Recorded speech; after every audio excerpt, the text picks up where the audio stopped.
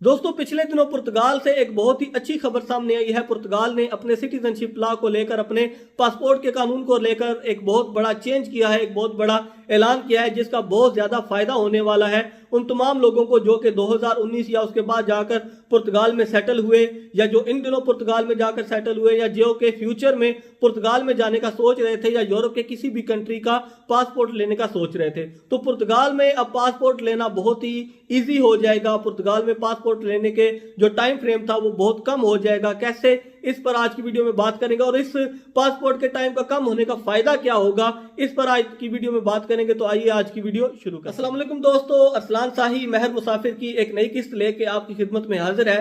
दोस्तों पुर्तगाल ने अपना सिटीजनशिप का या जो अपना पासपोर्ट का कानून है वो पिछले दिनों चेंज किया है, और नया कानून ये निकाला है कि अगर आपको पुर्तगाल का पासपोर्ट लेना है तो आपको 5 साल पुर्तगाल में रहना पड़ेगा। अब लोग कहेंगे कि पहले भी 5 साल ही लगते थे, लेकिन पहले 5 साल मुख्तलिफ लगते थे। पहले आपको पासपोर्ट मिलते मिलते 7 से 8 साल तक का टाइम जो है वो लग जाता था, लेकिन अब आपको 5 साल ही लगेंगे। 5 साल कैसे लगेंगे? फॉर एग्जाम्पल, पहले क्या कानून था कि अगर आप 2021 में पुर्तगाल में एंटर हुए, जनवरी 2021 में आप पुर्तगाल में एंटर हुए, आपने वहां पर जितने भी उनके कानूनी लवाजमात थे, आपने वहां पर अपना रेजिडेंसिया बनवाया, कोई कॉन्ट्रैक्ट लिया, फिर उसके बाद आपने जाके वहां पर सोशल सिक्योरिटी नंबर के लिए अप्लाई किया, आपका नंबर आ गया। तो जिस दिन आपका नंबर आता था, निफ नंबर उसे कहते थे, उस दिन को कहा जाता था कि अब इस बंदे की फाइल लॉक हो गई है, इस बंदे को लीगली तस्वुर कर लिया गया है पुर्तगाल में लीगल रेजिडेंट। तो उसके बाद आप पुर्तगाल में अपना काम जो है वो स्टार्ट कर सकते थे। पुर्तगाल में आप अपना कोई भी मेहनत मजदूरी आप अपनी स्टार्ट कर सकते थे, और उसके बाद आप गवर्नमेंट को टैक्स पे करना शुरू कर देते थे।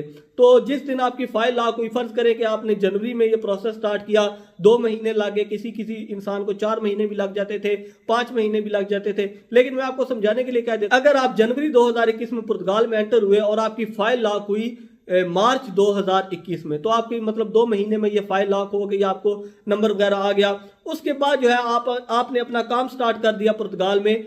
2 साल लग जाते थे आपको दूसरी ईमेल आते हुए। दूसरी ईमेल आती थी, गवर्नमेंट आपको कहती थी कि आप आकर अपना बायोमेट्रिक दें। आप बायोमेट्रिक देने जाते थे। फॉर एग्जांपल, आपको जनवरी 2023 में, यानी कि 2 साल बाद, या मार्च 2023 में आपको 2 साल बाद ईमेल आ गई गवर्नमेंट की कि आप आकर अपनी बायोमेट्रिक दें, अपने टैक्स शो करवाएं और अपना टीआरसी यानी कि टेम्पररी रेजिडेंस कार्ड ले लें। आप जाकर अपना टीआरसी फिंगरप्रिंट देते थे, बायोमेट्रिक करवाते थे, और उसके बाद आपका कार्ड इशू हो जाता था। तो जिस दिन आपका बायोमेट्रिक होता था, उस दिन से आपका लीगली का टाइम जो है पुर्तगाल का वो काउंट होना शुरू होता था। और उसके बाद जाकर आपको 2028 में, यानी कि 2023 में आपके फिंगरप्रिंट हुए, मार्च 2023 में, मार्च 2028 में जाके आपका पासपोर्ट का टाइम पूरा होता था, और उसके बाद आप पासपोर्ट अप्लाई कर सकते थे।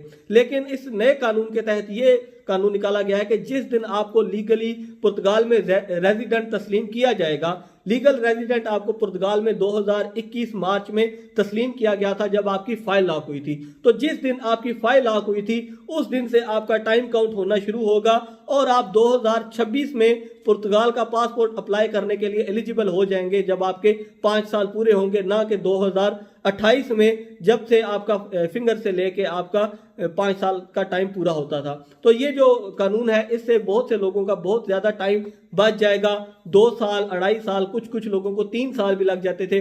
तो ये तमाम टाइम जो है, जो पहले जाया हो जाता था, पहले काउंट ही नहीं होता था, लोगों ने पुर्तगाल का पासपोर्ट लेकर आगे जाना होता था, क्योंकि पुर्तगाल में इकोनॉमिक सिचुएशन इतनी स्ट्रांग नहीं है as compare to Scandinavia, Germany, Belgium, France, Italy, UK. इन कंट्रीज की निस्बत जो है पुर्तगाल की इकोनॉमी इतनी ज्यादा स्ट्रांग नहीं है। तो लोग इन मुल्कों से पुर्तगाल से पासपोर्ट लेकर इन मुल्कों में मूव हो जाते थे। तो जिन लोगों ने आगे मूव होना होता था, उन्हें पहले 7 से 8 से 9 साल भी लग जाते थे वेट करते करते, तब जाकर वो आगे मूव हो सकते थे। अब यह है कि आपको 5 या मैक्सिमम 6 साल के अंदर अंदर ही पासपोर्ट मिल जाएगा, और जब आपको पासपोर्ट मिल जाएगा तो उसके बाद आप पुर्तगाल से आउट ऑफ कंट्री मूव हो सकते हैं।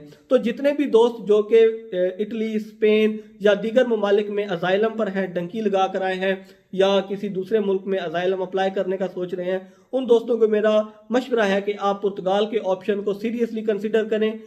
ग्रीस में भी अगर आप आए हैं तो पुर्तगाल को सीरियसली कंसिडर करें। पुर्तगाल में कार्ड लेना as compare to Italy, Spain, Greece, इन ममालिक की निस्बत पुर्तगाल में कार्ड लेना और कार्ड के थ्रू फिर बाद में पुर्तगाल में पासपोर्ट लेना बहुत ही स्मूथ है, बहुत ही ईजी है, बहुत ही आसान है। तो इस ऑप्शन को जरूर कंसीडर कीजिए। जब तक ये है, वो पंजाबी में क्या कहते हैं कि रब ने दितियां गाजरा विचे रंबा रख। हो सकता है कल को कानून चेंज हो जाए, तो जब तक ये कानून है तब तक इस कानून से फायदा उठा लें। जितने लोग हो सकते हैं अपने दोस्तों के साथ भी शेयर कीजिए, जिनके पास जो कि यूरोप में मौजूद है लेकिन उनके पास यूरोप के पेपर्स नहीं है, उनके साथ भी ये वीडियो शेयर कीजिए, शायद किसी को मोटिवेशन हासिल हो जाए। अगर आपके कोई क्वेश्चन हो तो मुझे इंस्टाग्राम पर मैसेज कर सकते हैं, मैं खुशी आपको जवाब दूंगा। फिलहाल अरसलान साई को इजाजत दीजिए। अल्लाह हाफिज, फी अमानिल्लाह। दुआ में याद रखिएगा। शुक्रिया।